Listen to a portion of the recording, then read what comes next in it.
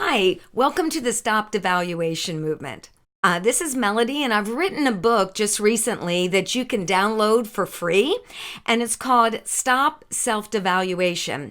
And I have a good friend here, Tina Hall. And Tina, I know a little bit about your past, and you have shared with me where you felt such horrible devaluation.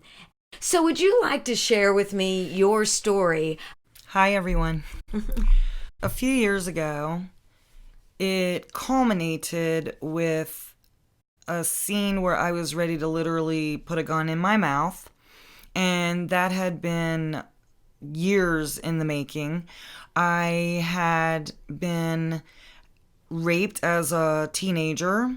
It was someone that I knew as an acquaintance, and then in the same season, I experienced a date rape from someone that called himself my boyfriend. And I ended up self-medicating for many years with drugs. So I would just self-medicate and numb out and pretend things didn't bother me. I would get over something maybe that wouldn't make sense, like driving and taking a wrong turn. So I didn't have a great grasp on really reality.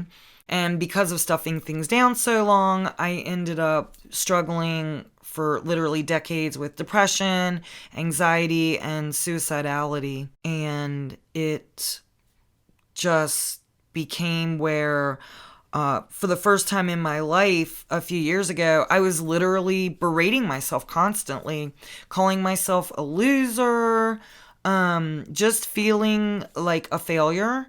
A big part of that was that I had walked away from my marriage and I had gone to rehab, and my ex was telling me what a loser I was. So I jumped on the bandwagon, which was not awesome. So. But now you're at such a beautiful place in your life where you're taking your self devaluation that you had, and you are validating so many people through your spoken words, through your acting, through your being on stage, and you're able to touch the lives of so many people. Tell me how you feel, how your life now is being used to bring validation to those who do not see their value at this time. Well, for me, my creativity really did a lot to pull me out of that. First, I wrote a novel and I dealt with a lot of my childhood trauma.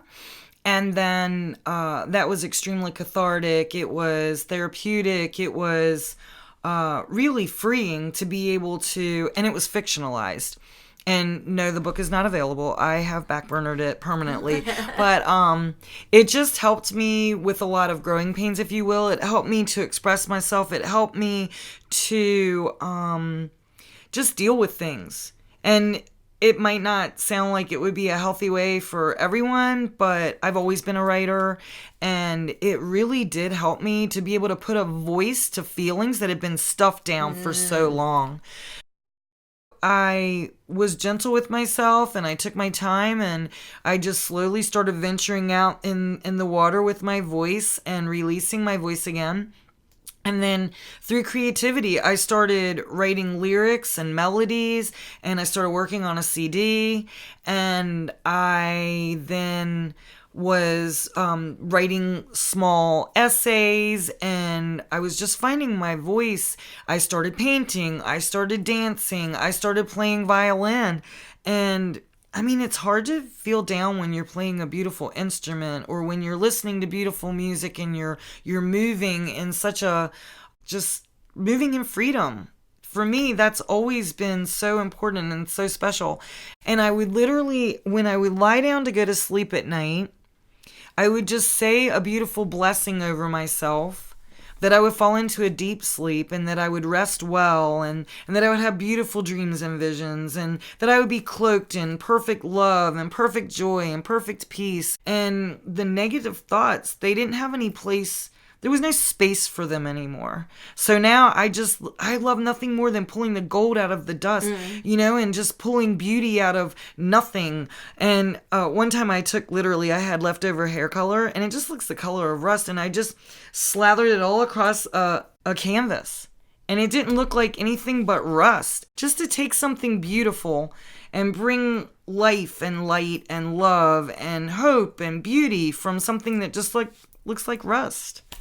One thing that really touches my heart about you is that you are able to take the pain of your past, the sexual violation, the rape, you even told me how you were very close to being sex trafficked as well. Mm-hmm. And you took those horrible, painful experiences, you bring them out, but you're not doing it with anger. You're not doing it with hatred. You're doing it from a place of freedom and wholeness. And by doing that, it is empowering you to bring hope to others who are in some of those horrible situations even now.